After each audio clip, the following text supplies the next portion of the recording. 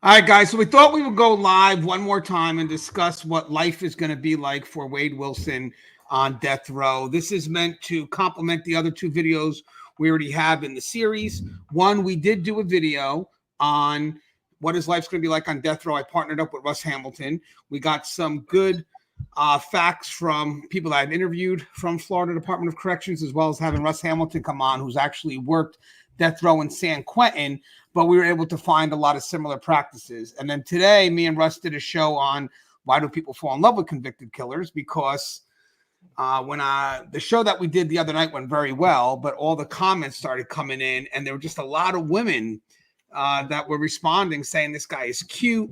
So I thought it'd be interesting for me and Russ to quickly explore why people fall in love with convicted murderers. And then someone in the comments requested, hey, Ganj, maybe you could have done a live so we all can ask questions. And that's kind of what I was hoping we could do today. I mean, we all kind of have some experience, whether it's overseeing a death row or just kind of understanding the practices, because they pretty much model almost similar to high close custody units, because they are technically high close custody units. So the practices don't stray that far from that. And Joe Paponio is very in tune with close custody units. Joe has worked for the Texas Department of Criminal Justice. But Joe, you mind introducing yourself, please? Absolutely. My name is Joe Pomponio. I'm a retired lieutenant from the Texas Department of Criminal Justice of 29 years. I'm currently working as a assistant jail administrator for our local jail division in the Sheriff's Department, and a panel member here for Chair Talk. All right. Thank you, Joe. We do have some people buzzing in already, so let's just say hi to a few. What's up, Big Rich? Good evening. Joe, always a pleasure. Dawn Marie, what's going on? And just, say hi to a few, some of our regulars here. And then we have Andrew, one of my favorite. Always comments, kind of motivates me when I check out his comments. He loves every show we do, so that kind of keeps me moving. So real quick, Joe, I mean, obviously, when it comes to inmates that are on death row, that's pretty much almost similar to inmates that are in those high-level close custody units. You would actually kind of consider them almost ran the same way for the most part, correct? Only because it's a heightened level of safety and security, correct? Yeah, absolutely. All their movements are restricted. They're in a confined area. They'll never see the light of general population, and that's pretty much where they stay within their own little housing area there. Some have high security cells. Some of your older penitentiary, still have cell blocks that they house death row in. Ours happens to be a high security environment. And their movements are very restricted. They still get their day room time. Most of them shower in cell. But yeah, it's definitely much different from general population, and it pretty much mirrors most of your closed custody.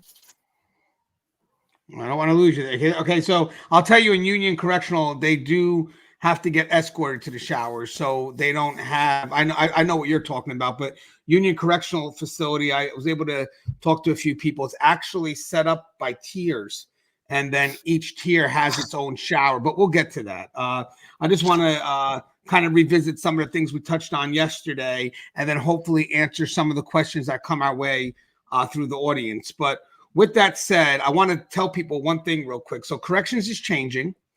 And right now, the big thing is we don't want to have the perspective of isolation or solitary confinement, which means that anytime the public believes that an inmate is having limited interaction with other inmates, or they're stuck in their cell all day, there is pressure to do what we can to get that inmate, one, out of their cell, and two, if possible, to interact with other inmates. With that said, death row inmates are not, or should not be, interacting with other inmates, not even inmates on the same status. I mean, that's how dangerous these inmates are considered. But on an added note, they do have interaction, very controlled, but they are going to have interaction with staff. They're going to have interaction with officers.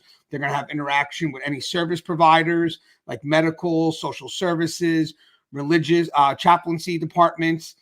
etc., education. So they are going to have some level of interaction with them. So it's not like they're, even though they're not having interaction with inmates, it's not like they're not having any interaction with human beings. Their day is pretty much going to be filled with people coming into the unit trying to address their concerns. And guys, when you're in a close custody unit, you are going to get visits every day from service providers. 100%. Their job is to come into those units, check on everything, and make sure that if there's programs and stuff that you're aware of it, and try to offer you the opportunity, however controlled it may be, to take those programs. So you're going to see mental health every there, Monday through Friday. Service providers every day there, Monday through Friday. It's usually something that's required in close custody units because of their limits to obviously get out of their cell and maybe put in a request for a program. Correct, Joe? Is that correct? Yeah. Most of your stuff is done in house, with the exception of medical. They are still required to be escorted to medical. Of course, you're basically clearing a whole hallway. Making sure there's nobody in the hallways while this guy's being escorted to medical. If it's something that can't be done, on site there in the death row section. The other thing too is they're getting visits from chaplains. They're getting visits from all kinds of staff members, to include sometimes education, because you have some that are doing correspondence courses to kind of ease their mind a little bit and pass the time. So it's not like they're totally isolated in a hole somewhere like the Green Mile. It's nowhere near that isolated. They do have contact with staff and on a daily basis. Yeah, and guys, I want to mention now there is a push to give inmates the opportunity to come out of their cells. I believe Florida has 2 hours a day.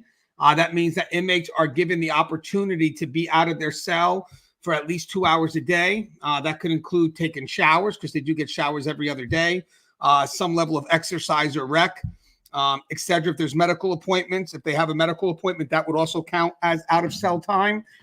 Some states have up to 4 hours.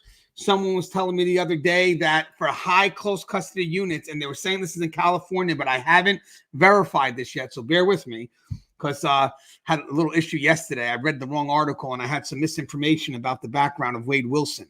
But with that said, some people say in California it may be up to 10 hours. I want people to realize that is extremely hard to do because of the amount of staffing and resource it takes to move one inmate from point A to point B. As I said, you're looking at 2 officers who have to move one inmate, and it takes time. They got to be properly restrained. I'm assuming Florida should be probably using those belly chains, right, with the belt. Would you agree? Or I know Texas, they probably use those, correct, for the escorts? Yeah, they use the belts, the leg restraints, the chain, and the hand restraints with the blue box. So I do got some questions coming in, so we'll attack those questions because some of these questions will be different than what we covered yesterday. So let's see. I'm not going to lie. Right now, I have to do eye drops every 2 hours whenever I'm awake. Oh, where'd that come from? All right, hold on. Sorry about that. I don't know where that came from. All right, so how common is it for death row inmates to actually procure illegal drugs? Unfortunately, even though it's a secured unit, it's not a perfect system. There's many ways that drugs can come in. And I know a lot of people are going to look at staff first because staff may have immediate access to them. And I'm not going to deny that. I mean, could it happen that way? Yes. But you also have to realize it also could be the negligence of not doing your due diligence. Like you got food trays that will be coming that could be delivered. There could be something within the food tray that just may not get caught because the officers may not be doing their due diligence. I mean, unfortunately, no matter how tight custody is, no matter how secure their status may be, there's always the possibility that drugs or illegal contraband can come in. The funny thing is and Joe could tell you this too, is the higher the security, the more innovative the measure becomes to get the drugs in. Would you agree with that? Yeah, absolutely. It's supposed to be one of the most restrictive areas of a facility. Unfortunately, the same ways they come in through general population and close custody and max custody is the same way it comes in on the death row units. Unfortunately, the vast majority is going to be, dirty staff or, for facilities that still receive physical mail. Physical mail is going to be another way because they're getting more and more innovative on how they hide their heroin and fentanyl and, the different tactics that they're using nationwide. All right, so someone asked the question, Anthony Ganchi, what does they do with all his money now that that's on his books, now that he's on death row? So here's the thing. I'm pretty sure that we all have similar practices. I'm pretty sure Florida would operate the same way. You're not allowed to have, you're allowed to have up to a certain amount of money. And after that point, you have to find another spot, maybe your family or whatnot, but you, on your books, you're allowed to have only a certain amount. Some states may allow a few $1,000s. And then, inmates may have the means to keep on replenishing that amount. But if you have too much money, then the biggest concern right now would be illegal activities that they can do. Obviously with money comes influence, or just the fact that you could be pressured by other inmates because you have that amount of money. So what they try to do, and I'm assuming maybe Texas does well, is they try to limit the amount of money that they're allowed to have available to them, correct? Joe? Yeah, they limit it at some point, but it's not just limited to a couple of thousand. We got some with 25 and 30,000 in their accounts, due to maybe inheritance checks or income tax checks, stuff like that. But it's no different than when a loved one passes away, whatever they have in their wills, or insurance companies cut checks to beneficiaries. The states are pretty much the same on that. All that's prearranged and preset with the offender prior to the execution, on where their trust fund check's going to go, as well as all right. So I do got something here. So for Union Correctional Institution, actually there is no cap or a specific dollar amount. However, there are restrictions and regulations on how that money can be accessed and used. I think that's the key. So there's no set limit on account balance. So there's generally no fixed limit on the total amount of money a death row inmate can have in their commissary account, often referred to as the inmate's trust account, or on their books. Inmates can receive funds from family, friends, or other approved sources, which are deposited into their accounts. And then they have spending limits. While there may not be a limit on how much an inmate can have in their account, there are usually limits on how much they can spend within a certain period. So here, for example, the Florida Department of Corrections regulations may set a maximum amount that inmates can spend on commissary purchase per week or per month. This spending limit helps manages the flow of money within the facility and prevents inmates from using large sums in ways that could disrupt order or security. So maybe that's what I meant to say, guys. So maybe there is a limit into how much they can spend. Therefore, that hopefully puts some control on if they're going to try to commit to illegal activities, or if they are being maybe pressured or extorted. We got more questions. This is great. I love it. Are inmates able to see what one another? No, definitely not. Are inmates able to see what's on another person's account? No, 100% they can't. Sometimes even the officer may not be aware. So I don't know how all facilities work. Maybe Joe knows on for Texas, whatever. But the practice I'm familiar with is that once a month, the inmates receive a bank statement that's stapled and secured. So it's in-house mail, and, it's secured. So maybe in death row, they won't get the staple. Maybe the staple's removed.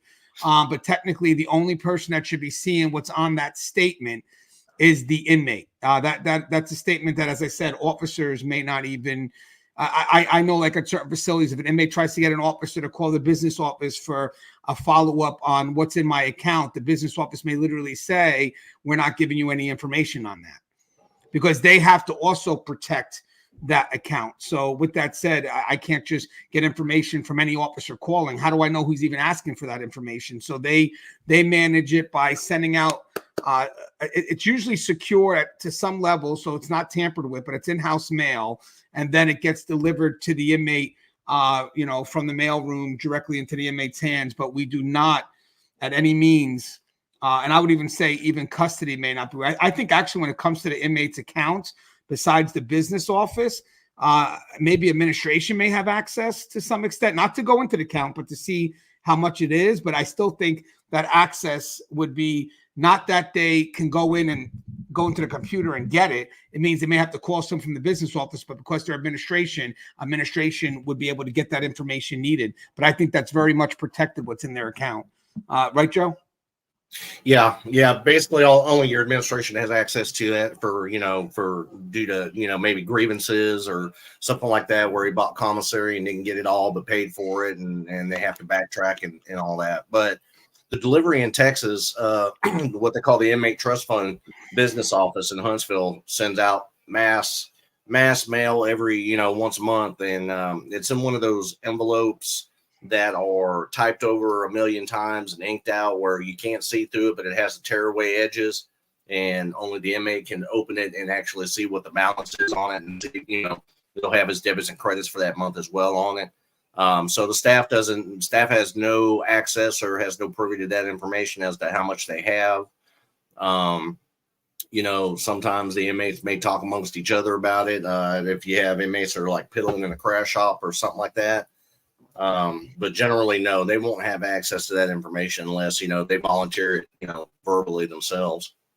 Yeah. And guys, there have been some changes. I mean, there are certain things that they're able to manage through their tablet or through the kiosk now, and inmates at Union Correctional Death Row do have that tablet. Remember, as long as they're not doing anything foolish, they're still going to be allowed to have certain things that GP has, just very limited in freedom. But if the GP has a tablet, they're probably going to be allowed to have that tablet. But if they do mess up, then that gives us the ability to kind of take things away. So with that said, you don't want them having too much, but you do need them to have something. Because if they don't have something, then it's harder for us to control negative behavior, because controlling the behavior of inmates it's really, and I have a book on it too, right here, Managing Inmate Behavior, right here, published by Blue 360 Media. It's basically the effort to take something away, but the strategy is really how to give it back. That's where you're able to maintain their behavior. So if the inmates have to, when you take something away, have to have a hope that they're going to be able to get it back. So sometimes when you take away a privilege, especially if it's a privilege that they really want, like a phone, if you could take away a phone call, because sometimes inmates, if you take away their phone, you could make sure they're able to write to their families with letters, but some places may not allow you to take away any type of communication with the outside, or at least to immediate family. But with that said, if you're able to, let's say that is a sanction, you want to take away their phone or whatever it is, you can't make it so far out where the inmate believes it's hopeless, because then you can't regulate the behavior. You got to put it at such a safe distance that they know it's attainable, and then it's a matter of strategically when you want to give it back to that inmate. Now, granted, that's going to be different for every inmate, because some inmates can handle a week and some inmates can handle a year. So again, the strategy of taking away privileges and giving privileges back is really dependent on how well you know that inmate. And to some extent, managing that inmate when they're unruly.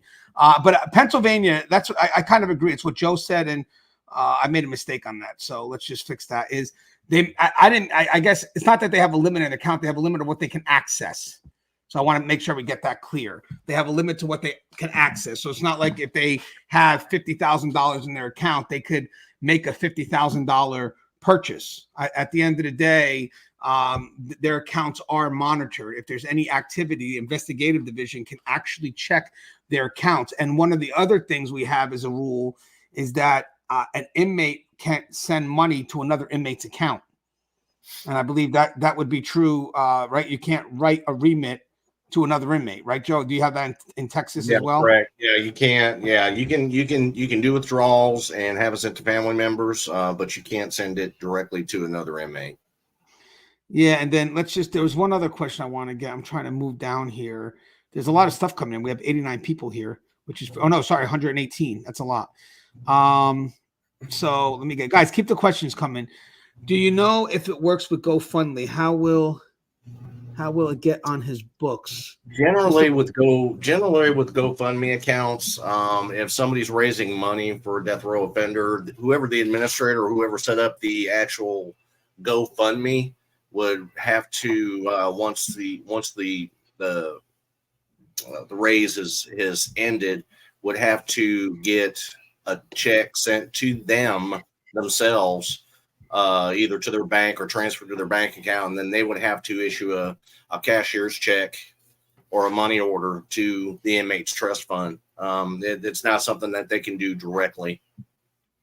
Hey, he had a good question here by Michael. So, by the way, Union Correctional is where the death row is, but then the death watch, where they get closer to death within that 30 days when they already know the method of whether it's going to be an electric chair or a lethal injection, they go to Florida State. And usually the person that does the actual execution is the executioner is usually a private citizen who may be paid $150 to do it.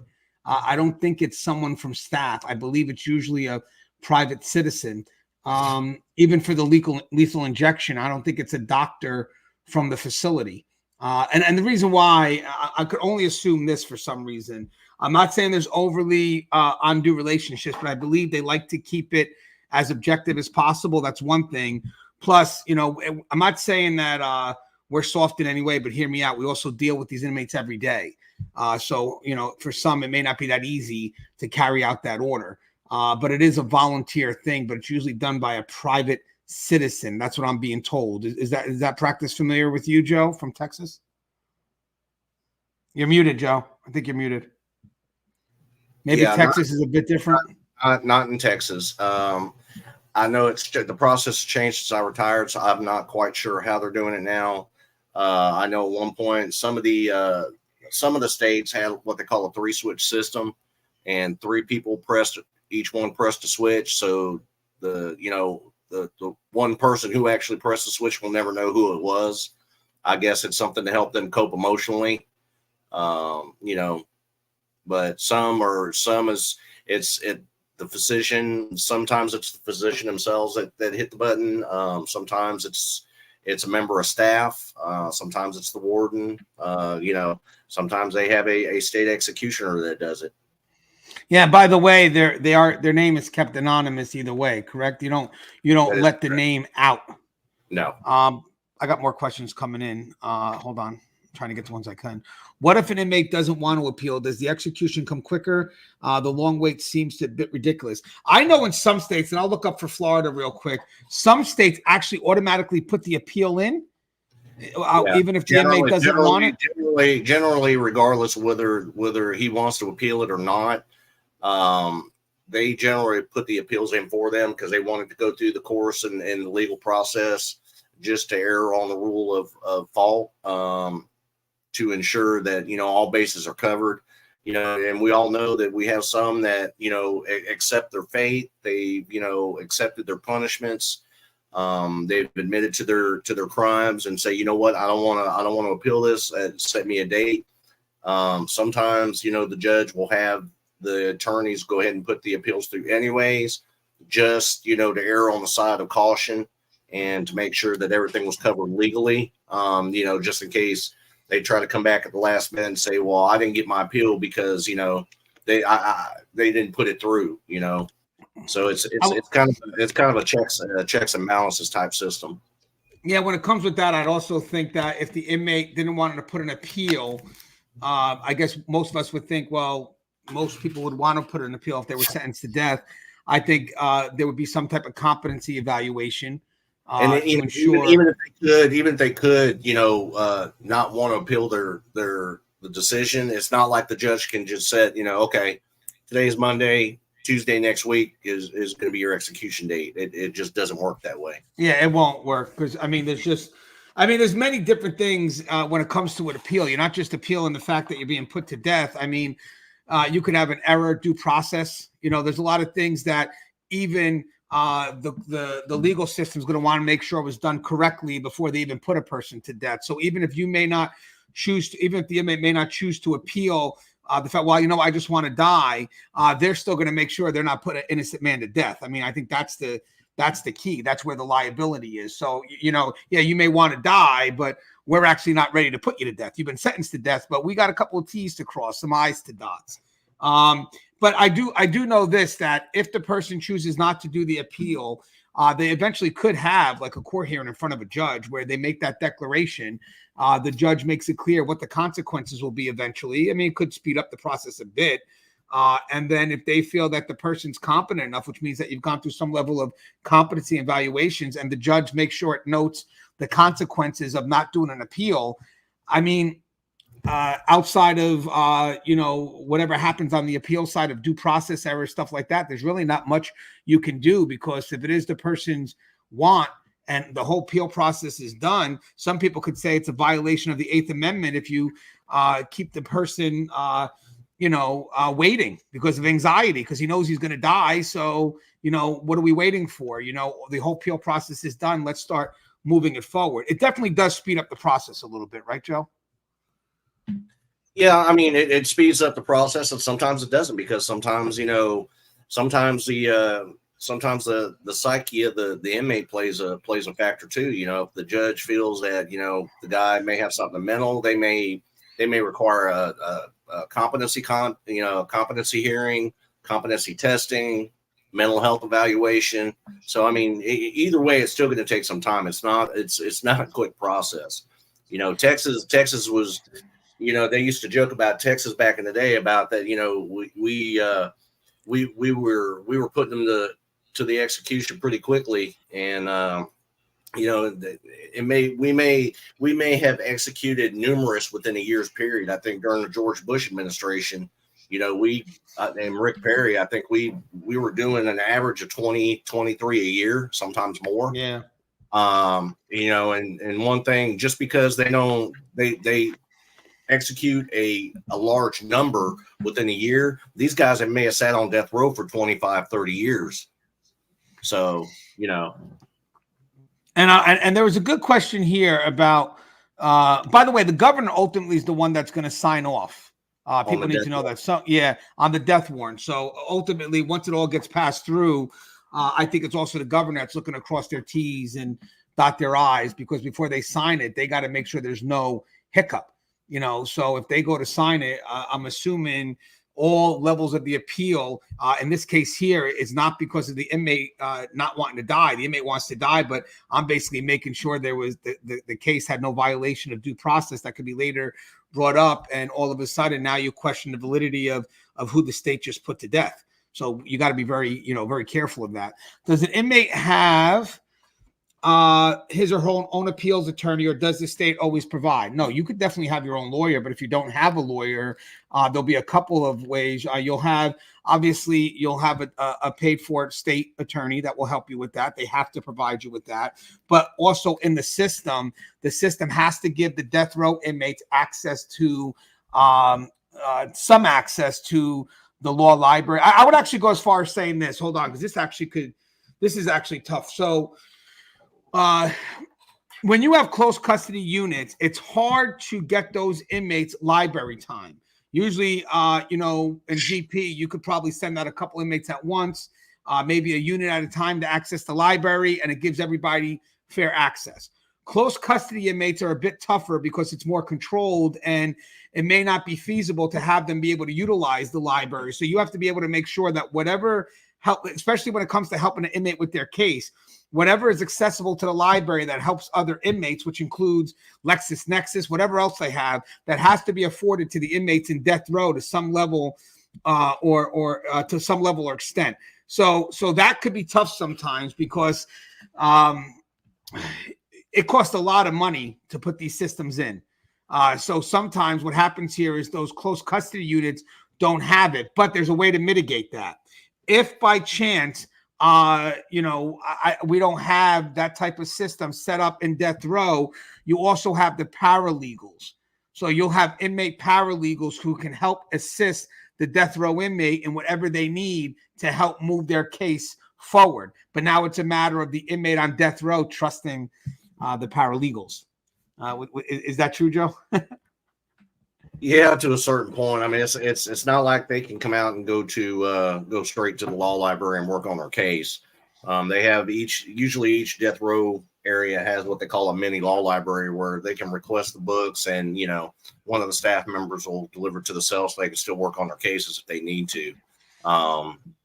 Each cell is just like a regular cell block cell, where you have a writing table and all that good stuff. So. And I would say that may be the only inmates, and again, you'd have to really, I'm assuming here, but that may be the only inmates that the death row inmates may be allowed to have access to, but it's still going to be very controlled access. The inmate is not going to be sitting in their cell with them, but you do have facilities that have those paralegals, and the inmate must be awarded the opportunity, again, for legal cases. So the paralegals are a good resource for them. So the paralegals may have to travel to those close custody units and safely be able to assist the inmate in what they need. I have seen paralegals pretty much write up the whole thing for the inmate, because the inmate may not have access to something to type it up. So the paralegals kind of put everything together for the inmates. So I believe inmates on death row, as long as it's controlled and there's appointments made, may have contact with those paralegals. I mean, not physical contact, I mean interactions in order to help their case. Right, Joe? That's pretty much correct, right? Yeah, and most of your death rows have either kiosks that they have access to, or in cell tablets. With like ours at the county jail, they have access to everything they need to as far as law library purposes right there on the kiosk or the tablet. So they don't even have to leave the cell or have books delivered unless it's a specialized thing that they're looking for. But generally everything that they need is right there. Yeah, and some inmates have huge discoveries.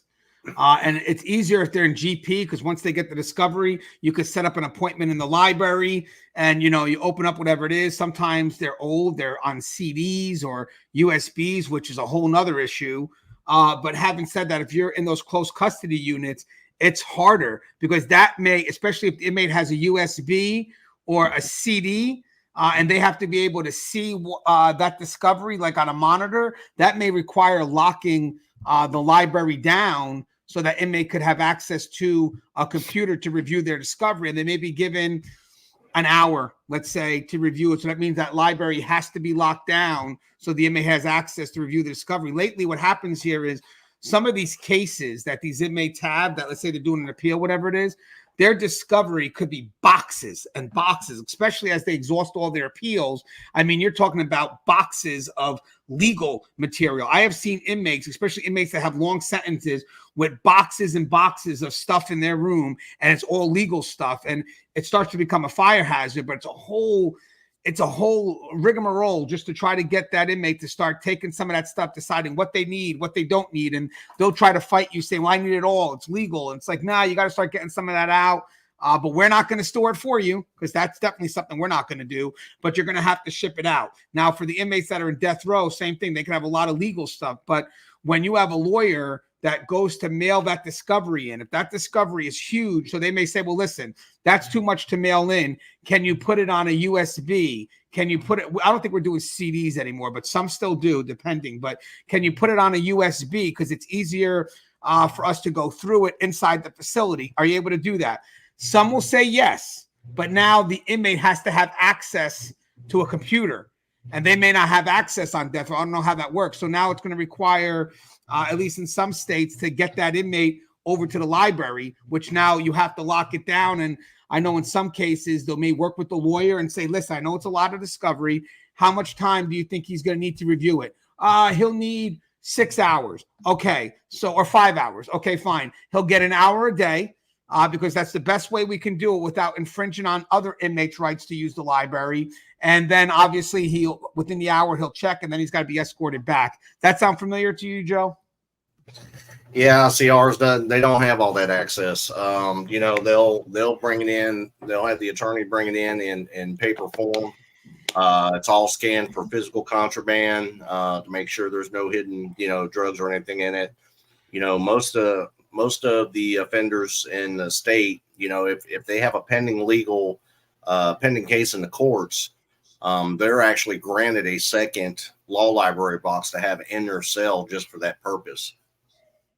Right. So like for us, I've seen both ways. I've seen it where the inmate or the lawyer just has a huge ass discovery, and it just becomes so burdensome for them to bring it in that they usually try to put stuff on USB drives, which requires now to have an appointment in the law library. And it truly does become hard if the inmate is in a close custody unit, because they're not able to have access at the same time inmates in the regular general population has access. I know people are talking about phone calls here.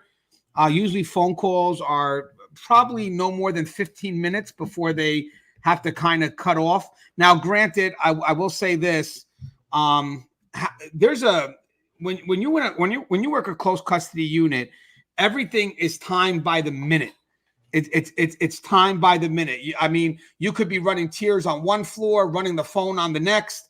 I mean, that unit is moving from the moment the day starts to the moment it ends. Every minute I mean, and Joe knows this, right, Joe? Every minute it's got something going on. I mean, literally. So you have officers, maybe let's say there's well, 2 officers that may do the escorts unless they allow the inmates to walk themselves to the shower. But I don't think that's the case here. From what I read, each inmate's escorted. So now you're going to have 2 officers with every inmate. So I'm assuming in order to meet the needs of 2 hours out of cell time, making sure inmates get the phone, if it's every day or maybe every other day, I don't know how that works. Usually in close custody units, it's not going to be every day.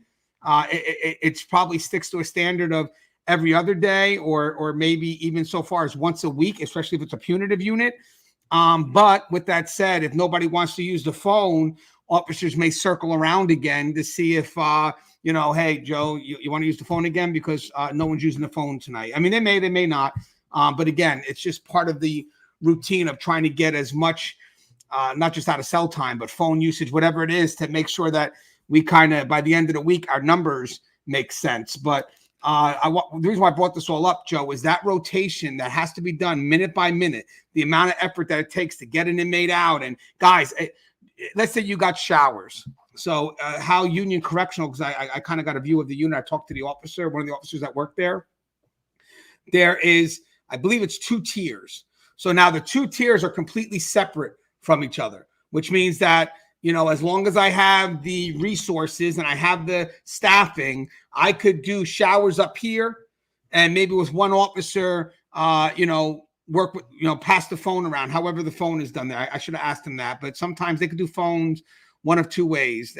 They could bring the inmate out and use the phone, but I don't think that's the case in these close custody units. I believe most of the time they have a phone that plugs into a jack right outside the food port, and then they pass the phone off, and then when the inmate's done, they give the phone back. Is that how you're used to it, Joe, in the close custody units? Well, in the state, no, they don't have a rolling phone. They actually have a couple of NCIC phones in the day room or the rec yard. When they go out to rec, they can use the phone. Generally, otherwise now, you know, they have tablets, so they're able to stay in contact with family. They're able to stay in contact with their attorney. They're able to stay in contact with chaplaincy. So they have that option too. But generally, it's just a single mounted phone or a dual mounted phone on the rec yard or wherever they do their recreation at in day room for them to use that phone. Well, I know in some states they don't have the phone access on the tablet. It's not unlocked. So they either, you're right. They still have text message and email. Oh, yeah, and email. So they can still. So the practice, I mean, I seen for like that way. I obviously seen, but I've also seen the close custody units where, again, it's just hard to get these inmates out. So now you kind of bring the stuff to their cell. The only concern is they could take the phone hostage, and it has happened. You know, I've known in states where it does happen, where you deliver the phone through the food port, connect it to the like, you know, the phone wire's connected right outside, and then the inmates don't give the phone back. So you have to make sure you keep track, because if not, you're going to be losing phones like you wouldn't believe. But granted, those phones are not going to work, but they could be crafted into weapons. But again, the reason why it's done that way in some states is because I don't have enough staffing to get the inmates out and be escorted to the phone. I mean, these are high profile inmates that require, as I said, 2 officers, and they have to be restrained. But with that said, even with showers, from what I read, Union Correctional facility doesn't have centralized showers. They have showers on each tier. So being that these guys are single cell, they're not double cell. The officers actually, from what I'm being told, escort them to the shower. So it's not like they pop a cell open and watch the guy moving from point A to point B. No, supposedly they go out there, they strip the individual safely from behind the door. They watch, they make sure he's stripped. Then he puts his hands out, they cuff him, they get the belt around him and everything, because he's controlled by the belt. And guys, if you're an officer and you're watching this, hold that belt. Don't let go of that belt. Usually when there's a negative interaction, you find out the officer wasn't holding the belt. When you watch the video, the inmate's like walking freely and there's no one holding the belt, because that belt gives you just tremendous leverage to, if something happens, that you could pull the person. But they usually go to the shower, they're escorted, they get secured behind the gate at first. You remove their cuffs. At that point, they're restraints because they have to shower. they go take their shower, they come out, they have a towel, and I believe they get stripped there, or they get stripped again back by their cell. But most likely what's going to wind up happening is they come out of the shower with their towel on or whatever, however they tie it up, they're restrained again, and then they walk back to their cell, and then you do the strip safely. You basically put them behind the door and then monitor the strip through the food port or through the glass. Does that sound like a familiar practice, Joe? Yeah, that's pretty much a standard generalized practice everywhere. You're going to strip before they come out, handcuff them, put the belt on them, leg restraints.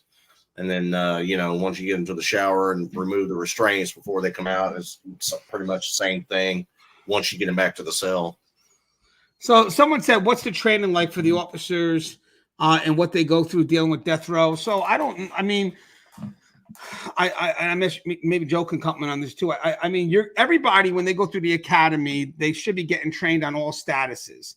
And then obviously when you go to the facility, then there's the field training aspect. So if I'm going to be working in death row, then I'm going to get the on-the-job training by working next to Joe, who's worked in that unit for many years. So I like to think originally when they're going through the academy or however that works, you're getting a general introduction to the practices that are held probably at any facility, the universal practices, the laws that govern how we maneuver inside the facilities.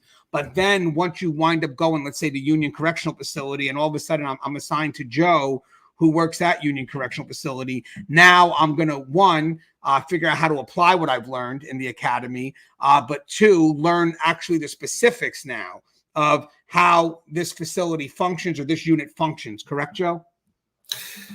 Yeah, and like I said, it's pretty generalized. The procedures and the processes tend to differ from state to state, but most of them are pretty much the same as basically as you described. Yeah, I think the uniqueness about this all, guys, is what you learn from the person working next to you.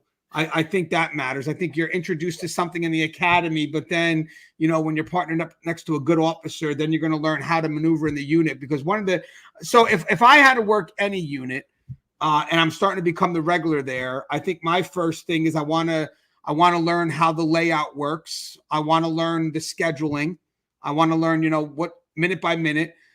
For a close custody unit like that, I really want to learn how to maintain that rotation. With the shower rotation, yard rotation, that is the most complicated thing in the world to manage, because what you have to get done and the amount of time that you have to get done and the fairness of getting it done, it's so hard to manage. And then on top of new things of, they got to get out of the cell. It's got to be 2 hours. Now you got to keep track of that. And how hard is balancing that rotation?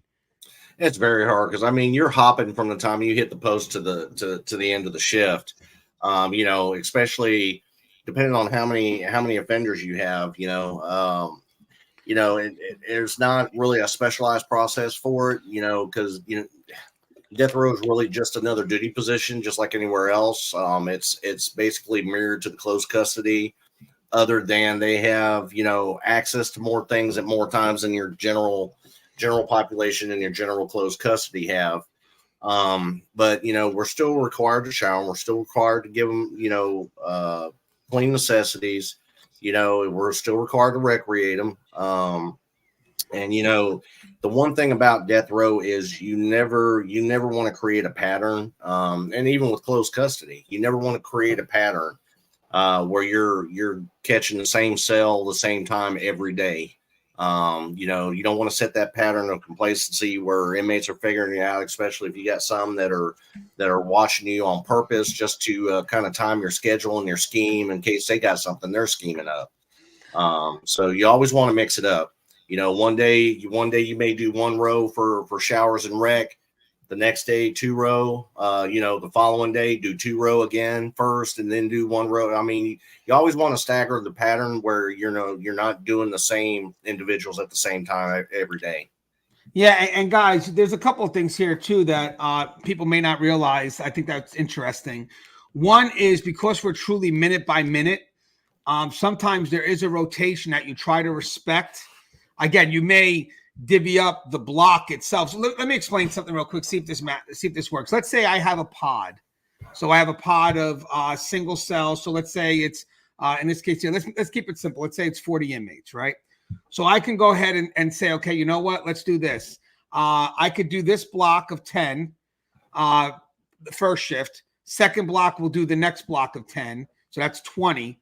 And then the next day, we'll do this side, however, that block, 10. And then in the second shift, you do the next 10. So that's so let's say it's showers. As you could see, that would be every other day, right? So if I did one wing, or if I did, bottom tier, 100 level, whatever, hypothetically, then I won't get back to that tier until the day after the next. Now, what messes this up, I know I'm getting a little in the weeds here, but what messes this up, let's say there's a code on the unit, something happens, and it ties up the unit. Yeah, Joe knows already. And it ties up the unit for, let's say, a few hours. Because it could, you could have a medical code. You could have an inmate trying to kill themselves in this case. I mean, hopefully you don't have an inmate on inmate thing. You could have an inmate turn against staff, which could truly be an issue. What we've learned in the process is if you sit there and then try to go backwards to try to get the people you missed because the code screwed up the rotation, you'll never catch up. So what we tend to do is, I don't know if you guys do it this way or if you're familiar with it, but in general, the practices that I'm more familiar with is I don't want to mess up the schedule we have. So what happens is these people here that didn't get it, you're not going to be able to get back to them yet. They're going to have to wait because you got to keep that rotation balance. Is that correct, Joe? Or do you go back and try to manage? If you try to backpedal, you'll never catch up and you'll drive yourself batshit nuts trying. Especially when you have a large number of inmates, like a death row for Texas right now, it's got 176 on death row. If you try to go back and get the 5 or 6 that you missed and just screws the whole thing up, and it causes chaos. All right. So this is a good question. Are you allowed to starve yourself to death? Anyone know? Okay. So let's do this, guys. That's a good question for death row. So I have a perspective on this, and I would love to get Joe's perspective. But Joe, can I start off on this one first? Yeah, go ahead. So how meals work? There are meals that come in. Usually they come in sometime before or right after a count. Usually, so I think for breakfast here could be sometime between 4 or 5, or a little after 5. Lunch could be somewhere between 11 and 12, depending, and dinner could be early, maybe between 4 and 5, right? So obviously, you hand out, the officers are the ones that are going to deliver the meals because it's a close custody unit, so you're not going to have any interaction between porters and those inmates. So the officers will receive the tray from wherever that production area may be, and then they go ahead and they distribute the meals. They check for any contraband or, do what they got to do, and then distribute it. If an inmate decides that, hey, I'm not going to eat today, I decided not to eat, the officer has to document it. But I want to mention something, guys. This doesn't mean that you give them the tray, they take the tray, and then when you come back later, they give you back the tray and say, I'm not eating. That's not how it works. You document the refusal of the tray, which means that if I go to give you the tray and you don't want it, then I document that you refused the tray. That means you did not get a tray delivered. So I'm going to document that. That's a lot different than me giving you the tray and then you an hour later telling me when I go to pick it up that you're not eating. You're documenting the refusal of the tray, not the person eating or not, because I can't prove that. I'm documenting that you refused the tray. Now, I don't know how all states work, but I'm familiar with policies that operate like this.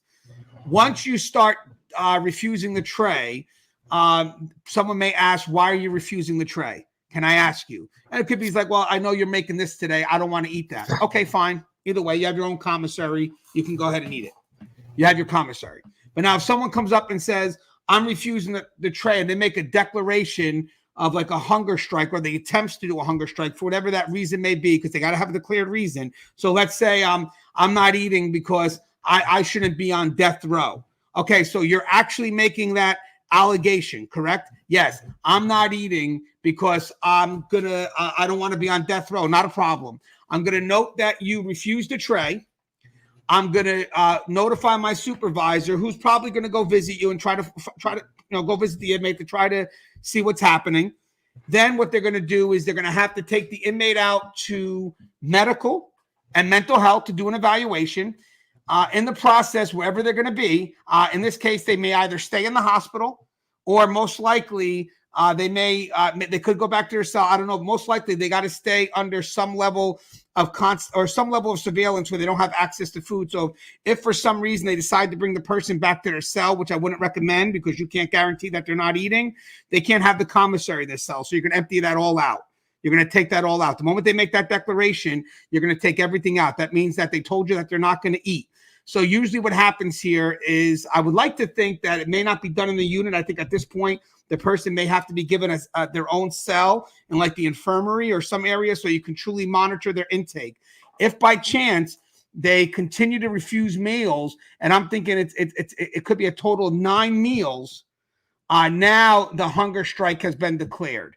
That means that you're going to do meal monitoring first before the hunger strike's declared. So even if the inmate said, I'm not eating because this hunger strike, fine, I'll watch you, I'll put you on some food monitoring. And then if you wind up missing 9 meals, now you start implementing what would be like a hunger strike protocol. But I will tell you one thing, you can't force an inmate to eat to a certain level. But remember, there's still a state inmate in this case. So, and I'll have Joe comment on this, but I'm pretty sure of this. If by chance the person starts to starve themselves and they start to become very unhealthy, like they're not taking boost, they're not taking nothing, and it looks like they're actually kind of leaning towards death, medical can work and then eventually override their decision for a hunger strike. And they could honestly put that person where they could be fed intravenously to make sure that they don't die. But I'd like to get your thoughts on that, Joe, because I think that's part of, at one point you're having even medical can't force feed somebody. It'd have to be a court order that was invoked through a judge by, somebody's attorney. Is the only way that's going to happen here. But you're not going to let the guy, right, but you're not going to. No, they're going to. No, but I mean, it still takes some sort of legal intervention. It's not something medical can do right off the bat. They can't do that without a court order. That's been challenged here and lost. Medical will, if somebody claims a hunger strike, they'll be monitored to see if they miss meals for 3 days. If they do not eat even their commissary within those 3 days, they're brought out and every day medically and weighed, vitals are taken. And when they get to a point where, if they actually stay with it and actually get, start doing physical harm to themselves because they don't want to eat, especially if they're not drinking water, they can put them in a unit infirmary and put them on IV fluids to help keep them hydrated. But as far as force feeding, well, I'm not. That's what I'm saying. I sometimes use the wrong verbiage, but they do intravenously provide nutrients. Only in the fluids. Only in the fluids. Yeah. That's what I meant. I mean, as far as actually putting in something in the stomach to no, I didn't say that. Yeah, but I agree. And guys, that does happen. If a death row inmate did that and they're trying to, kind of die before they're scheduled to die, I'm sure, if it starts to go south in their efforts for a hunger strike, I'm sure whatever that matters, the medical's not going to want that person to go. So the medical is going to do whatever they can. But when someone's on a hunger strike, they got to be monitored. They got to be monitored. It's no joke. And they got to be removed from, if I'm declaring hunger strike, I can't have anything in my area to eat. And guys, that does happen a lot of times. Inmates protest over everything. So with that said, you can't stop them from doing it because it's considered their right. But if it gets to a point where, they're leaning towards death, you also can't let the person die either. So it's that balance here, because people will start to question their competency at that point, because once you're not eating so long, your mental capacity starts to lessen. So, at one point, maybe someone will have to make the decision to start putting food, or not food. I keep on saying that. Get those IV needles up in you. I appreciate that here in Ireland back in the days during the Troubles, 10 people starved themselves to death after 56 days. I'm going to be honest with you, Joe. It's a good question here. I don't know of any inmate that has starved themselves fully on hunger strike and died. I'm sure it's happened, I'm saying, but I'm not aware of any in my 22 years of working. So somewhere not along on, the line, we're not not letting on, them get to the point. not on death row that I'm aware of, and not here in Texas. I mean, that takes a special. That's a special kind of. That's a special kind of go hard right there, man. Because there's no way in hell I could starve myself to death. I'd rather die of obesity and a massive heart attack than. Yeah, because that was actually a great question, because that's a way where that may not be that easy to, I mean, you have to give them the right to protest, but I also think we intervene if it gets to a point where, they're, as I said, they're leaning towards death. You're not just going to let the person die. Okay, guys, you guys can keep the questions coming too. I know there's more coming in. So I'm going to answer some of the other questions that were asked during the on my other comments here, because I don't know if I got. Let me just make sure I got all the questions here so far. I don't want to miss any, because that's why I kind of did it. I know we did that one already. All right, so guys, yeah, keep the comments coming. We have 218 people in here, which is pretty freaking impressive. I think that's pretty cool. Most will starve themselves more than 2 days typically. Yeah, I agree. I mean, the thing is that you can't really they expect to do that for attention in hopes that it's going to change what they want. So you really can't concede. So ultimately, it's just you got to weigh it out, and then hopefully, if they do start, God forbid, they start going, towards the negative side, then you got to be able to get medical intervention. But one thing you're going to do, is all because they say they're a hunger strike doesn't mean that they get what they want. It doesn't. They just know I think some of them believe that if they're on hunger strike and they make that declaration, it brings attention to what they're going through. So they're hoping that somewhere along the line, their hunger strike makes it to the attention of the media. Is their food really tainted at times? Do inmates work with the food trays on death row? So food should be made in a centralized production area. I think Joe would agree. And the only food that may be labeled are special diet trays, but security should be watching, or custody should be watching the trays being made, and then custody is also going to go through the trays. I mean, could I say it's a perfect system? No, but they got to eat. So I will say this: if a person, let's say I don't like Joe Paponio, and I'm working general population, I'm making food, and Joe Paponio's in death row, unless Joe's getting a diet tray, you're just handing out trays. The officer's just handing out trays. You give me 20 trays, they're not signed off. The only ones that get signed off are diet trays. In some cases, diet trays, like kosher meals, let's say people get kosher meals, no one touches those. So you could tell if those have been opened or messed with to some extent. Obviously people know how to manipulate the system. But when people are making diet trays that aren't kosher trays, but maybe specific diets that now there has to be a name, so now you know who's getting it, that could be a concern, especially if Joe's on a diet tray and I don't like Joe. But usually custody is there when those trays are being prepped. So I mean, it's a good question. What's your thoughts on that, Joe? Yeah, I mean, you're either going to have a custody, security officer or a food service manager there, while trays are being prepared. The death row inmates don't eat anything different other than, what GP does. They get the same foods, and, like Anthony said, unless they're on some sort of dietary restriction, some sort of religious meal or, something of that nature. All the food is generally prepared in the same fashion by the same, Texas, you have mostly inmates that work in the kitchen under the direction of a food service manager. So, it's pretty much generally prepared the same way for everybody.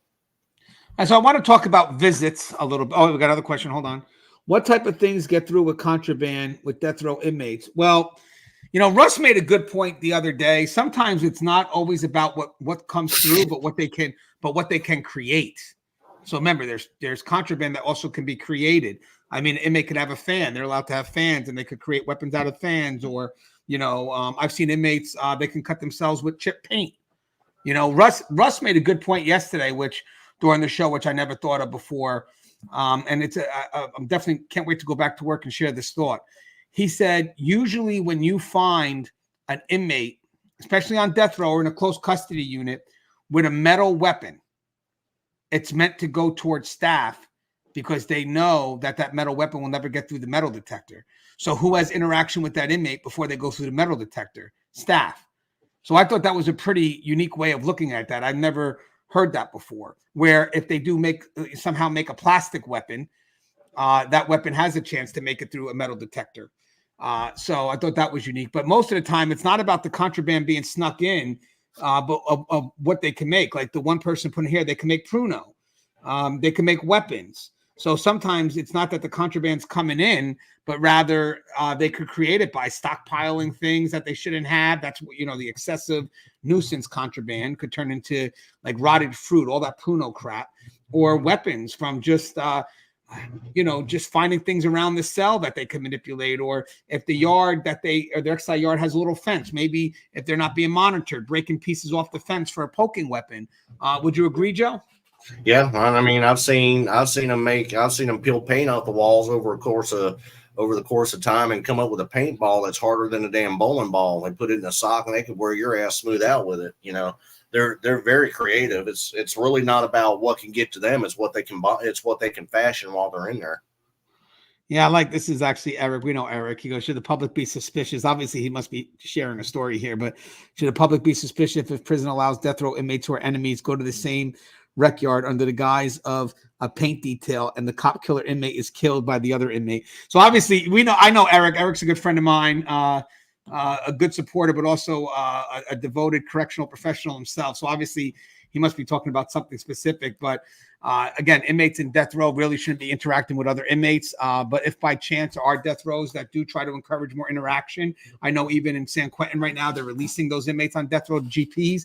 All those keep separates have to be noted in the system. So I will tell you something right now. If ever there's a keep separate that's noted in the system and these two inmates wind up interacting, knowing that there's a note in the system that these inmates shouldn't be together, the prison is held to a tremendous liability because It's noted. Yeah, once something is noted, basically once you're aware of it, it just opens up the door to the lawsuits that they get the taxpayers' money. I'll tell you that. I got some more. I had another question here. I wanted Anthony, aren't aware that 90s incident NJSP. Yeah. And so NJSP, I can't. Guys, I got to be careful what I talk about here. Okay, so yeah. So there was someone that, here you go. Are death row inmates ever able to post bondish? Well, I think what he's asking is, are death row inmates able to post bonds?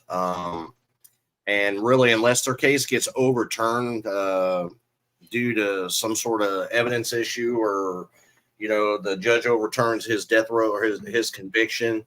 I have seen death row offenders who were wrongly convicted, go to court, and while their conviction was either being waiting on not an appeal, but waiting on a new trial, I have seen some post bond.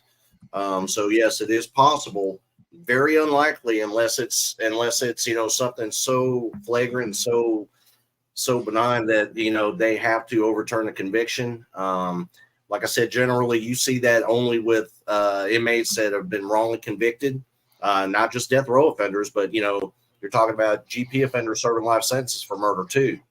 Like I said, we've all seen where convictions were returned and they were allowed to post bond, waiting on their new trial.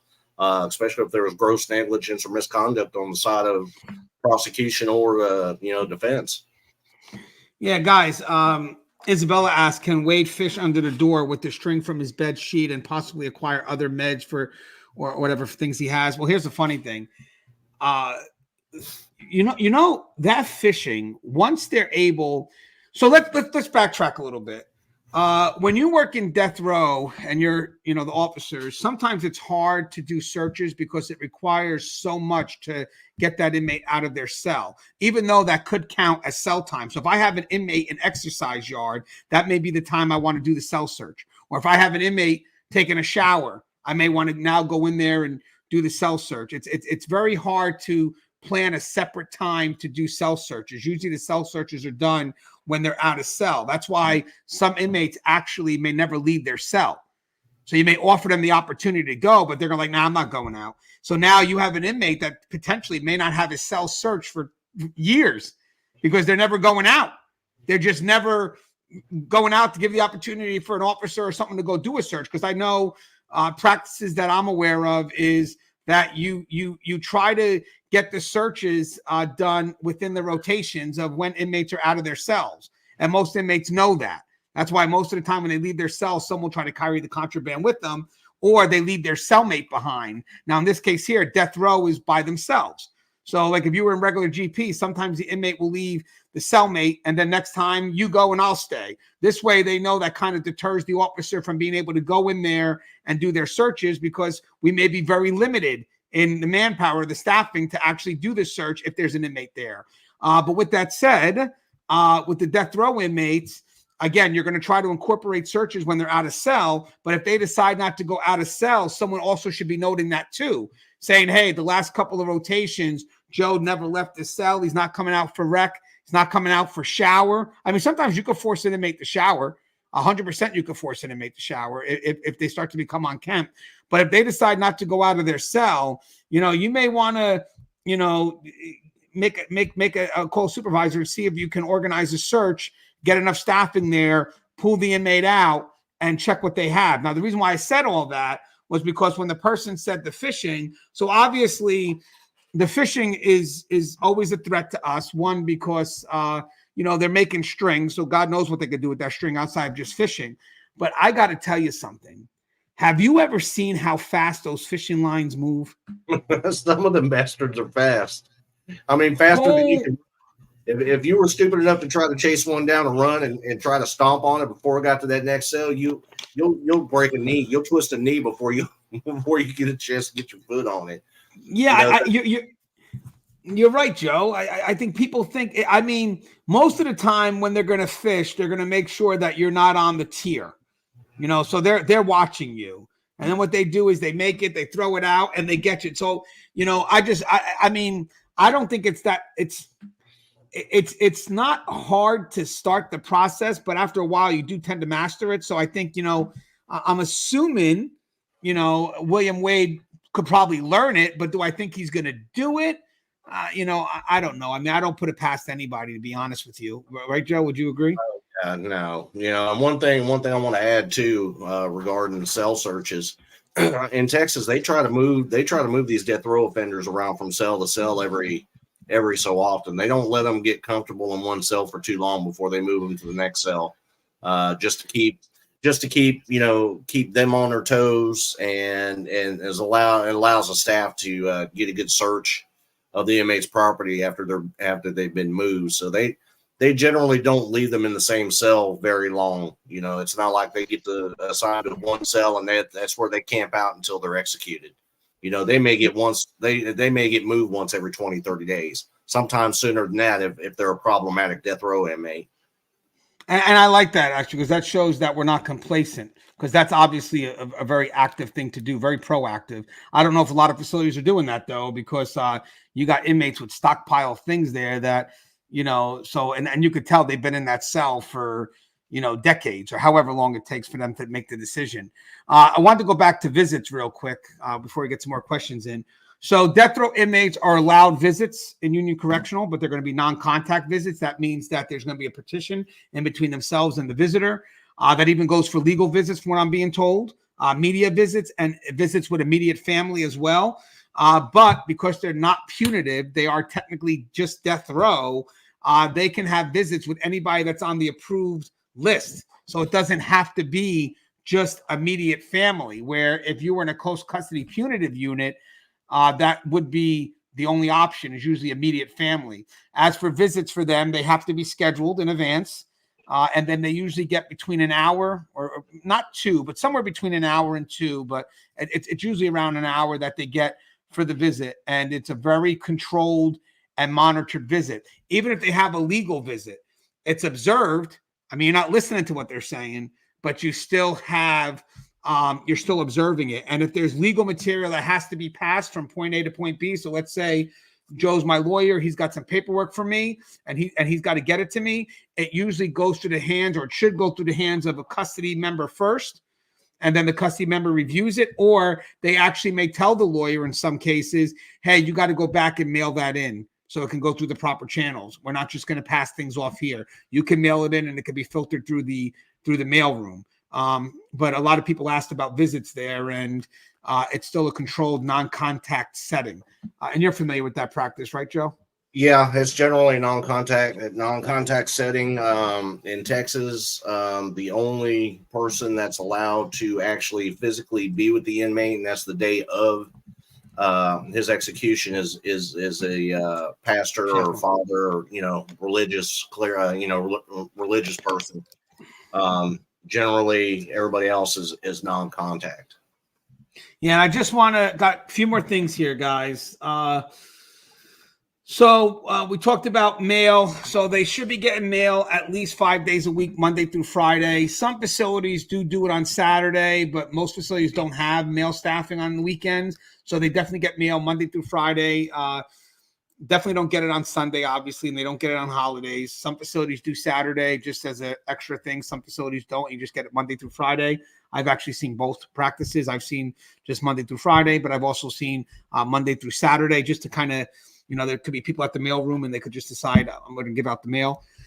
But as for what they can get, they could get magazines. They could pretty much get what you would get on the streets, and they could pretty much get, to some extent, maybe not in a crazy amount, but they could get like the same magazines that the inmates get in general population as well. I mean, because they're not punitive. So granted, they're in a close custody unit, so they may be limited to how much they can get, but they could still get it. Like they're allowed to have what the GP has, just may not be in the same amount that the general population has. And I wanted to talk about, well, Joe, do you have anything to comment on that at all before we talk about the punitive side? You're muted, Joe.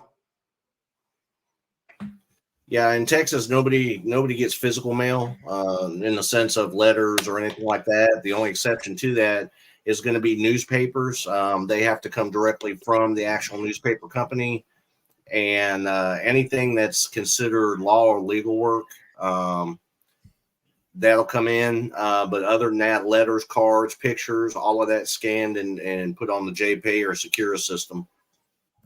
Yeah, now, and that's actually changing nationally as well. The way Joe's mentioned, that's where a lot of facilities are going because of the amount of contraband that comes in through regular mail, including especially now the dipping of these letters or stuff where people just. I mean, listen, guys, it's when you deal with drug addicts. I mean, you could have people that take drugs, throw it up, and then sell it. I'm not lying to you, but they hold it somewhere, they throw it up, and then they sell it on the compound. So there's also inmates that, let's say, may get in trouble or that may need protective custody while they're on death row. Now, we already talked about death row being isolated, and I don't like using the word solitary confinement, but the inmates are pretty much separate from each other. That actually makes it a lot easier to handle punitive concerns or PC concerns because pretty much all I got to do at that point is just put something on their door. So if I got an inmate, so like let's say if I'm in GP and I got an inmate that's acting a fool. Okay, you got to charge them, whatever they do. Now you got to take them into a punitive unit because that's where they become secured. That's where they go into the punitive housing where they get isolated to some extent and whatnot. Well, if they're already doing that in death row, then all I pretty much got to do is enforce the sanction. So along with their punishment, maybe they lose their TV, their radio, whatever it is. So I go in the cell, take what I need to get out, put them back in the cell, and they're locked in already. It's already isolated anyway, so I could pretty much handle the punitive concerns within that wing somewhere. So you can have inmates that are non-problematic in death row, like let's say maybe here, and on this side, this section could be our punitive ones, because again, they're not mixing anyway. So a lot of the concerns in death row could also be handled within death row because the inmates in death row are not going to be doing their punitive time with inmates that are that used to be GP. They're going to have to do their time amongst their own in the setting within death row. Correct, Joe? Yep, absolutely. There was one question from a guy named Fred. He was asking about the final meal. Oh, the $40? Well, no, he was asking, are they still allowed to have, requests for final meals? In Texas, they used to get a last meal request up until a point, I say it was somewhere around 2000, 2002, 2003, maybe somewhere in there. They had an inmate that ordered a shitload of food and didn't touch a damn thing and then laughed about it as he was taken to the execution chamber. And from that point on, per the state representatives and the government. Inmates in Texas are given the same meal that's being served at the facility for the rest of the inmates that day. They get no special meal requests. They get no special shots at that. That's pretty much dead and stinking in Texas. Florida does the $40 limit. Oh, we have an off the wall question.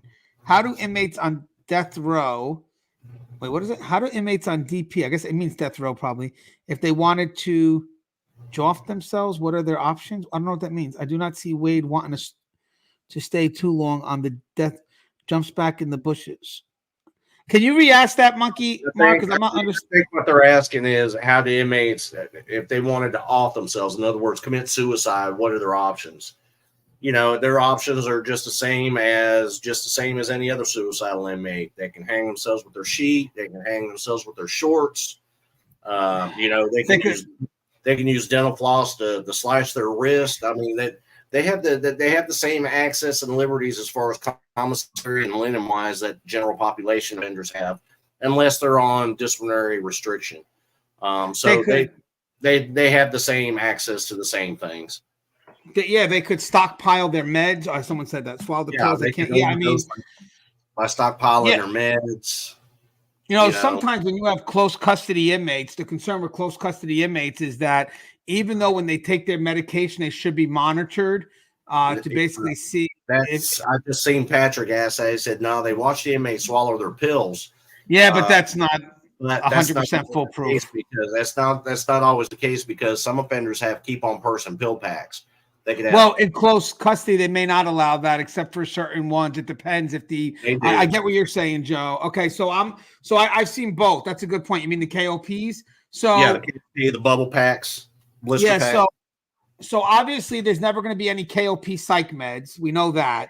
But usually it's usually routine maintenance meds like blood pressure meds. Asthma, the asthma pump. But if so, here's a funny thing about that though, too, guys. Tylenol, whatever, they could maybe even have that if it's bought from commissary. But I will say this: if by chance an inmate does make a foolish choice to decide that, let's say it's blood pressure medication, Catapress or something like that, whatever you want, whatever that medication is, and they decide to try to take a shot and take all 30, and let's say or take more than they should, medical starts doing an audit and starts to check and says, because they do spot checks, they do audits, and they'll check to see if I've given you 30 days, why are you, and it's day 2, and we're doing an audit, why are you on day 18? So either you're selling them or you're taking too much. If medical can prove that somewhere along the line the medication is being misused, they can go ahead and justify it, and that will no longer be a KOP for that inmate. But with that said, because there's liability now, because that is something that the inmate requires, medical now has to step up and make sure it gets delivered daily. Yeah. Because now that's something there. So KOPs, as long as they don't pose a direct threat to the inmate, they're supposed to be medication that they may need, that they may have to serve themselves. But if they start doing foolish shit like selling it or misusing it, then medical can ask for it to be taken. So now it's no longer a KOP for that inmate. But that doesn't mean the inmate doesn't get it. That just means that medical now has to go ahead and deliver it. And I will tell you one thing, guys, and maybe Joe can mention this. When you have inmates that move, whether it's cell to cell or unit to unit or from facility to facility, man, those KOPs always get lost. And medical may not have those KOPs. The inmate may only have them. And then you find out that, where are those meds? Because those meds, once an inmate gets transferred, unit to unit, whatever it is, or more importantly, facility to facility, the KOPs is supposed to go with the inmate. Not in the inmate's property or not exactly in the inmate's hands, but with the transport team. And for some reason, it never happens. And then what happens here is you wind up got medical to scramble because they got to make sure those inmates have those meds. So those KOPs are no joke. So if you decide to take the inmates' KOPs away, you better make sure that not only do you justify it, but you came up with a contingency plan, which requires medical to go ahead and make sure those meds are delivered however needed. Right, Joe? Yeah. Anytime it comes to KOPs, those are sent on the transport, but they're separate from the inmate. We we usually take their KOP packs and rubber band them to their classification folders and our travel cards, which stay with the officer during the transport. But yeah, those blister packs get lost quite frequently. Yeah, so I want to touch on one more thing. We're talking about suicides. That's coming up right now. So I want to mention that. So I want people to make clear that we don't want any inmate to kill themselves on our watch. Reason being is because it's our job to make sure that they carry out, or that we make sure that they carry out whatever sentence they're given. So whether it's 1 year to death, it doesn't matter. That's our number one responsibility. I know a lot of people think, well, if they're going to get the death penalty anyway, why not, allow them to kill themselves? Because even from the victim's eyes, the full justice is the sentence. It's not, death at one point could be the easy way out. That's why they're choosing it. So our job in respect to the victims actually is to make sure that we hold those inmates accountable up until the day that, it's been signed by the governor for them to go. So I know a lot of people may think like, why not just let them go? I listen, I don't want an inmate dying on me, especially if I'm watching death row. So here's how this practice works. As I mentioned before, they go from death row to death watch. That inmate does not die from hanging themselves. That inmate, unless it's medical, that inmate's either going by his choice or her choice, so lethal injection or electrocution, or if they don't choose, then Florida makes the choice for them and does lethal injection. But you don't want that inmate. And know what's funny too? Even though the state is going to put the inmate to rest anyway, or execute the inmate, if the inmate dies before the execution is officially carried out, the state is going to get the lawsuit too. State's going to get sued. Someone's going to come out and sue, so that's part of the job. You don't want the taxpayers' money going up because we just didn't keep our eyes on that inmate. And that insult to injury, you have an unexecuted death warrant that was sent out by a judge and a governor. And the governor didn't approve it. If death row inmates only request apple pie for his last meal, would that be considered just desserts? That's Eric. Yeah, that's Eric. Hey guys, so I did a show earlier today. If you guys want to check out, me and Russ did, it's getting some views. We talked about why people fall in love with convicted murderers.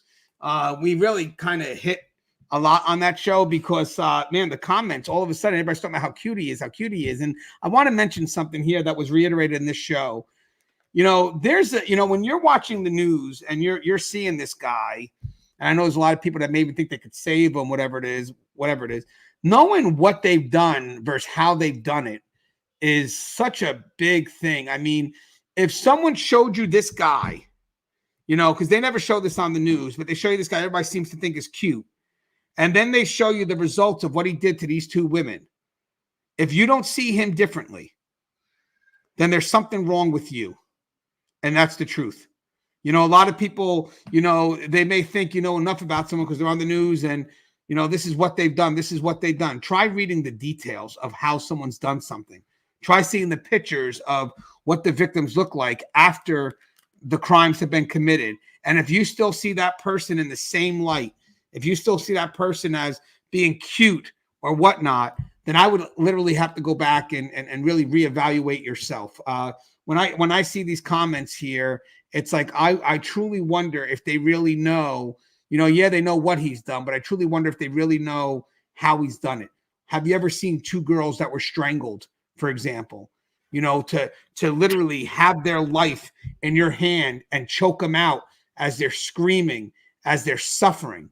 I mean, in some cases, the reason why people do such a personal death like that is because that is what's gratifying to them.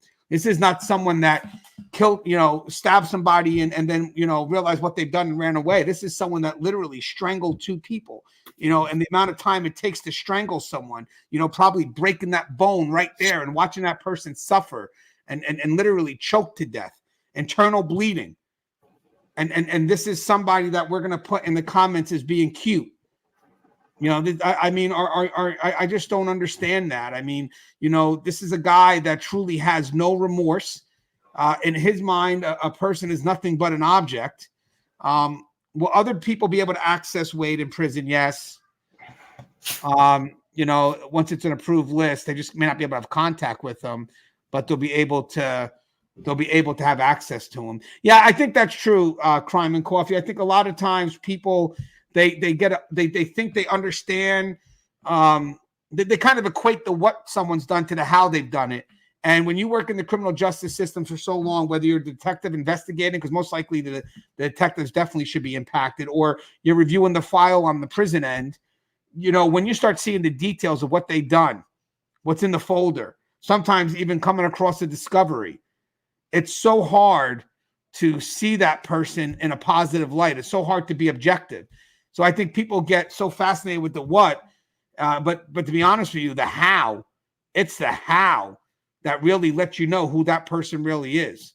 You know, I mean, yeah, it's funny because you may have all these people on death row classified as murderers or killers, but once you start going into the depths of how they've done it, now you start seeing the differences in, and not just the individuals, but in just what humanity is willing to do to each other. And then to just, as I said, to go on the comments and, you know what's fun? Again, we mentioned this in the last show, Joe. I got to get your opinion on this real quick. So there are some people that are attracted to the bad guy, but there's two different extremes to that. I mentioned it in today's show. There are people that will validate what they've done and truly support it, or there are people that will minimize or negate what they've done or provide excuses. You know, sometimes the people that, you know, I may think, you know, let's say Joe's a badass, Joe's a rebel without a cause. And let's say, you know, I'm attracted to what Joe does. I'm that type of individual who, you know, I just like what Joe does. I'm attracted to the bad person that's in Joe. That means somewhere along the line, you know, to some extent, maybe I want to do those things. So now we have this relationship truly based on actions, you know, truly based on kind of one-upping and just being connected to that bad boy or that rebel without a cause attitude.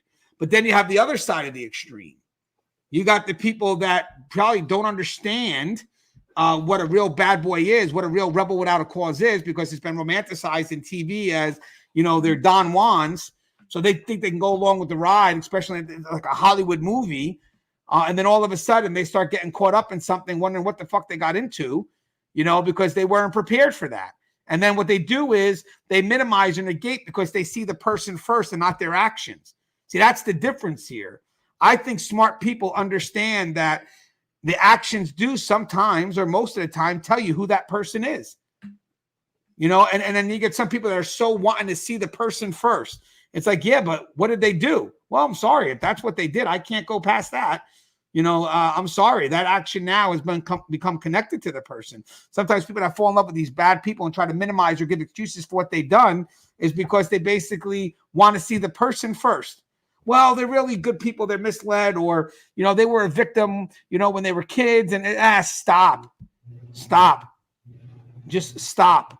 Because at the end of the day, you're going to wind up finding yourself in a situation that you can't get out of. And these guys or these people that fall in love with these inmates, they also may think it's safe. You know, let me get a relationship with this inmate because he's never going to get released. But then one day, God forbid, something happens and they do. And it's funny because you think you're in love and then you watch them interact and you could see how nervous that other person is. They may be talking a game, but their body language is saying something totally different. You see it all the time. You know, you see that the girl looks like, you know, she's telling you, I love him. But then God, in this case here, the death row wouldn't be, but let's just say for an inmate and GP, they finally meet for the first time and the girl's petrified. But you just married him. You just married this person, and your body language is totally different once that person is next to you. You know, yeah. It's it kills me to see how these guys, you know, are romanticizing, and not just the males, but the females too. You know, and God forbid something should happen and their case gets overturned on an appeal or something, they get released, and all of a sudden, you know, the boo I was so madly in love with 25 minutes ago on Facebook is, you know, all of a sudden I'm not that attracted to him anymore. You know, and it kills me because a lot of them just do it for the notoriety. You know. Well, yeah, we mentioned that, yeah. You know what I mean? We all know the women like the bad boys. Well, I mean, you know, there's a difference between a rebel without a cause on a motorcycle and the dude that strangles women, you know, for fun. You know, that's not a hobby. You know, it's a sickness. And you know, it is. And you want to attach yourself to that, and then I just don't see it. You know, I mean, it's got to be a social killer for you in your employment and your your social gatherings and stuff. I mean, how the hell does that conversation come up? Yeah, and I love what JoJo says. That's our girl, and I love what Jane's. I mean, they're talking about his teeth and his breath, but I like JoJo. She says Wade Wilson's a lot more than two. Has a lot more than two victims. He's not cute. He's a monster. Guys. At the end, the point is that I mean, we shouldn't be that superficial where you may think someone looks that good that you're willing to forgive the strangling of what could be more, but in this case, two innocent females. I mean, think about how superficial we become where that doesn't matter. I mean, are we truly, only seeing what's on the surface and, just allowing that to determine what we're attracted to, or do we leave ourselves open to really want to know who that person is? And in this case here, I wouldn't even want to get to know who this person is. Once I've seen what they've done, I'm sorry, man. I mean, you're not someone I actually want to interact with ever. And I want to mention one thing. We talked about this before too. Sometimes people say, well, why do we talked about people right in the facility. I mentioned before about how it's safe because the person never goes home or the inmate may never go home. So it may be safe for some people. And we actually thought of an example in today's show. If you guys get a chance, you really got to watch that show. It's called, we did it, me and Russ did it today. It's the show we did earlier this morning. It's called Love Behind Bars. Why do people fall in love with convicted murderers? And one of the things we mentioned is we brought up a widow.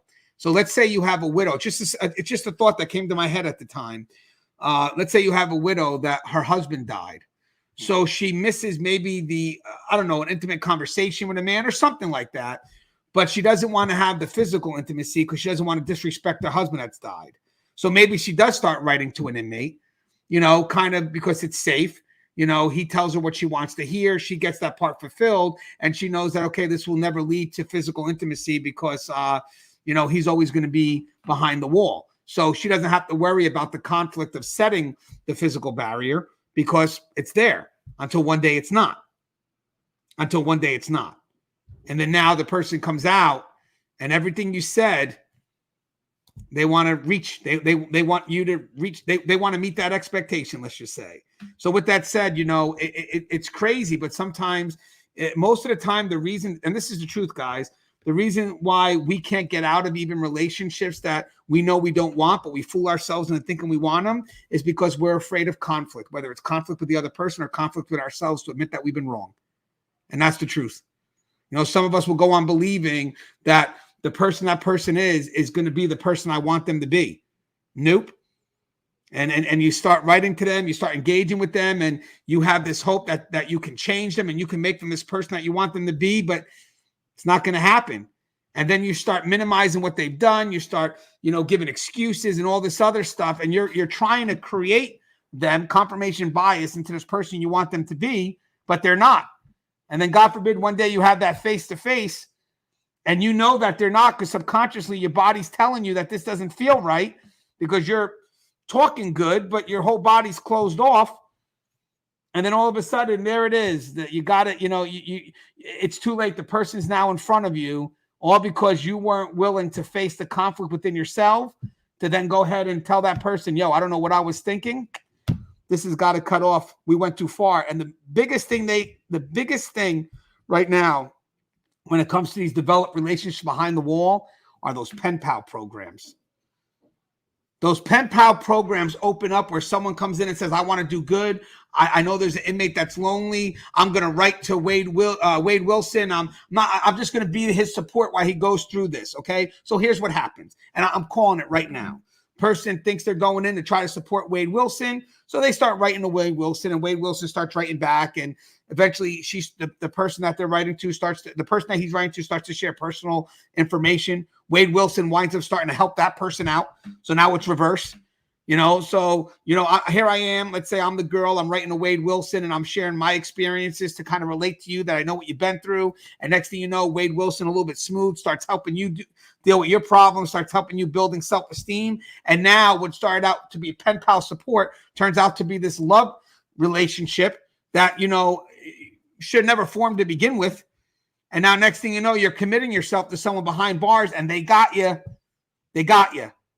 Just through paper and pen, they got you. All because, you went in thinking, again, at this point, you can help them.